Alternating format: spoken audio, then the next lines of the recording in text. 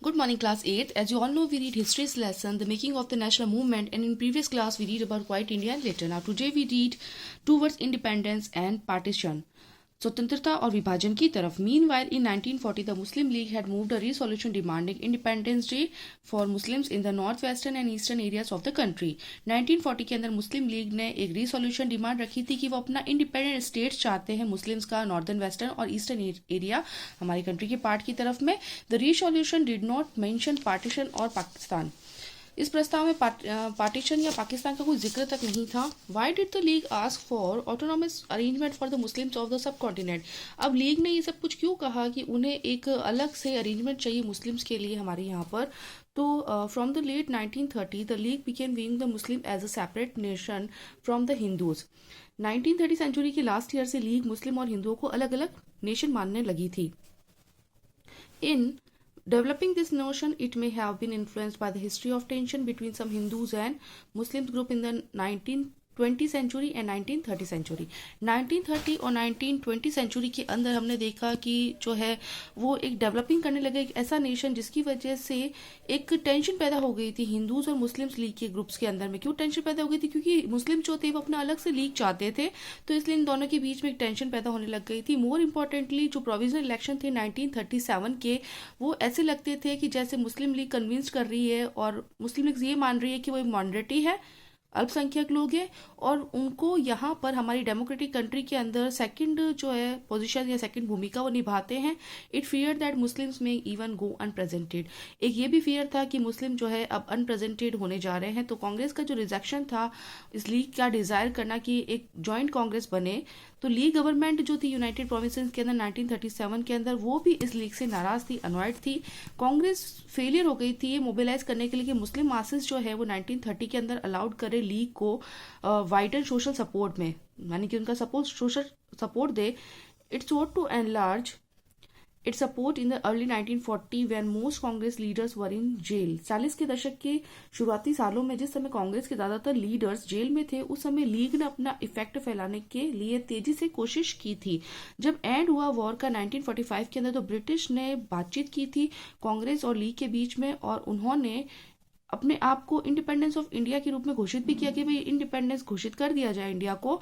ये जो बातचीत थी वो फेल हो गई थी क्योंकि लीग ने देखा कि सोल स्पोक पर्सन है इंडिया के मुस्लिम्स और कांग्रेस जो है इसको एक्सेप्ट नहीं कर पा रही थी इस क्लेम्स को, क्योंकि ये प्रपोजल जो था उसमें उन्होंने बिल्कुल हामी नहीं भरी थी. कांग्रेस ने दावे को मंजूर नहीं किया था क्योंकि बहुत सारे मुस्लिम्स अभी भी उनके साथ थे. इलेक्शंस जो कि प्रोविंसेस के अंदर थे वो अगेन हेल्ड किए गए थे 1946 के अंदर. कांग्रेस ने इसके अंदर जनरल कॉन्स्टिट्यूशन दैट मीन्स जो निर्वाचन क्षेत्र जो थे वो भी अच्छे से काम कर रहे थे, लेकिन लीग की सक्सेस जो थी वो इन सीट्स रिजर्व थी मुस्लिम्स के लिए, जो कि इंप्रेसिव देखने लायक भी थी. और वो अपनी जो डिमांड थी पाकिस्तान को लेके वो उस पर कायम रहे थे. और मार्च 1946 के अंदर ब्रिटिश कैबिनेट ने 3 मेंबर मिशन को दिल्ली भेजा एग्जामिन करने के लिए इस डिमांड के लिए और सजेस्ट किया एक suitable political framework free India के लिए. This mission suggested that India should remain united and constitute itself as a loose confrontation with some autonomy for Muslim majority areas. तो इस मिशन का ने ये सजेस्ट किया कि इंडिया को जो है एक साथ बंद के रहना चाहिए, यूनाइटेड रहना चाहिए और कंस्टिट्यूट किया अपने आप को कि एक ढीला परिसंघ है जो कुछ ऑटोनॉमी मुस्लिम्स मेजॉरिटी एरियाज की तरफ से देखा गया है. But it could not get the Congress and the Muslim League to agree to specified details of the proposal. Partition now became more और लेस इनएविटेबल. लेकिन जो दोनों इस प्रपोजल, कांग्रेस और मुस्लिम लीग दोनों ही इस प्रपोजल के कुछ खास डिटेल से सहमत नहीं थे. अब देश का पार्टीशन होना भी जरूरी था. After the failure of the cabinet mission the Muslim league decided on mass agitation for winning it's Pakistan demand. जब फेलियर हो गया था कैबिनेट मिशन का, तो मुस्लिम लीग ने डिसाइड किया कि एक बहुत बड़ा आंदोलन किया जाए ताकि पाकिस्तान की इस डिमांड को जीता जा सके. इट अनाउंस 16 अगस्त 1946 एज डायरेक्ट एक्शन डे. इसलिए ये अनाउंस हुआ 16 अगस्त 1946 को डायरेक्ट एक्शन डे यानी कि प्रत्यक्ष कार्यवाही दिवस के रूप में. On this day riots broke out in Kolkata lasting several days and resulting in the death of thousands of people. उस टाइम में जो है कोलकाता के अंदर दंगे स्टार्ट हो गए थे और कई सारे हमने दिनों के अंदर देखा और उसका रिजल्ट ये रहा कि बहुत सारे हजारों लोगों की डेथ हो गई थी, वो मर गए थे. और 1947 के अंदर वायलेंस फैल गया था नॉर्दर्न पार्ट्स ऑफ इंडिया में अलग अलग पार्ट की तरफ से. Now turn your page. Many thousand peoples were killed and numerous women had to face untold brutalities duties is the partition. इसमें हजारों लोग जो थे वो मारे गए थे और कई औरतें ऐसी थी जिन पर इतना अत्याचार हो रहा था कि वो तो हमें बताने लायक भी नहीं है कि इन पे कितनी बुरी तरह से अत्याचार किया जा रहा था। मिलियंस ऑफ पीपल जो थे उनको अपना घर छोड़ के भागना पड़ा। Torn asunder from their homelands, they were reduced to being refugees in alien areas. तो अपने मूल स्थानों से बिछड़ कर ये लोग रातों रात अपनी जमीन छोड़कर जो है चले गए थे, दूसरे शरणार्थी बन गए थे। और इंडिया की कंडीशन हम लोग देख सकते हैं कि पार्टीशन, इसका मतलब ये था कि इंडिया चेंज हो रही है। Many of its cities change, इसमें से कई सिटीज भी चेंज हो रही हैं और एक नई कंट्री पाकिस्तान जो थी वो बॉर्न हो गई थी। So the joy of our country's independence from British rule came mixed with the pain and violence of partition. लेकिन अब जो है इस तरह ब्रिटिश रूल से इंडिपेंडेंस का ये जॉय पार्टीशन की पीड़ा और हिंसा के साथ हमारे सामने आया था। Now at first we read about revolutionaries, that is Maulana आजाद।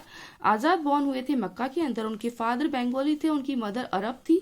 वो बहुत सारी भाषाओं की जानकार थे और आजाद इस्लाम के विद्वान और वहादत दिन यानी सभी धर्मों की बुनियादी एकता के हिमायती भी थे। An active participant in Gandhian movements and a staunch advocate of Hindu-Muslim unity, he was opposed to Jinnah's two-nation theory.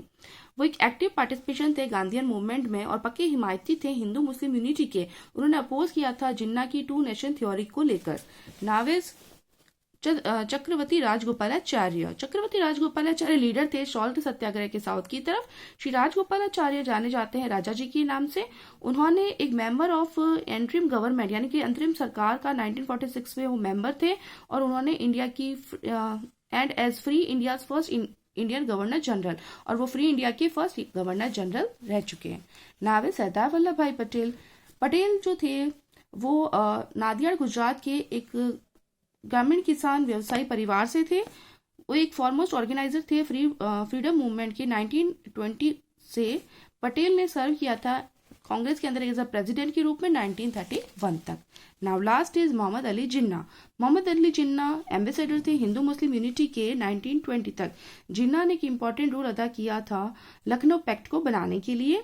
उन्होंने वापस रीऑर्गेनाइज किया मुस्लिम लीग को 1934 के बाद में, और वो एक मेजर स्पोक पर्सन बन गए थे पाकिस्तान की डिमांड करने के लिए। दैट मीन्स जो है जिन्ना ये कभी नहीं चाहते थे कि पाकिस्तान को भारत से अलग किया जाए, बल्कि वो चाहते थे कि पाकिस्तान और भारत एक दूसरे के साथ ही रहे। भारत में भी जो है मोमडन्स भी रहे और हिंदूज भी रहे।